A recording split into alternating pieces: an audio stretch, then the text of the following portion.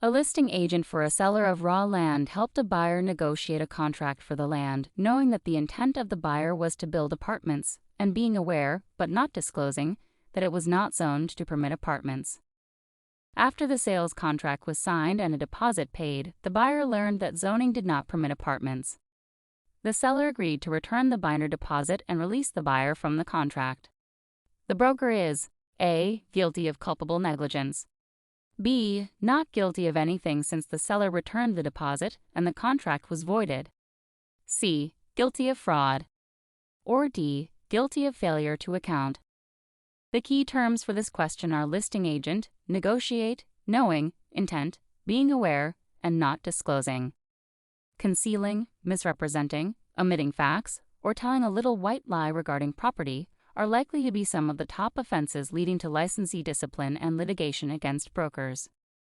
So knowing that, answer A is actually incorrect.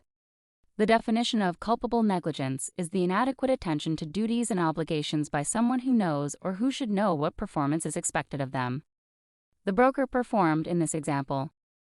B is not the best answer either. Actually, B is just wrong.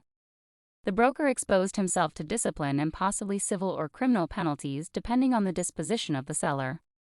But deposit was returned, so they're guilty, but they're not guilty of anything to do with the deposit. D is also not correct because the broker accounted correctly. Accounting for funds is not the issue here.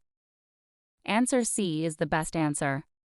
An action for fraud may be based on the concealment of material facts.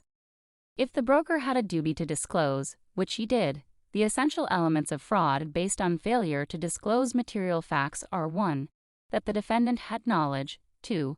That the defendant had knowledge of a material fact, 3.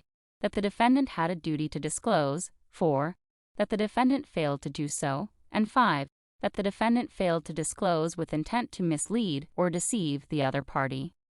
Answer C is clearly the correct answer.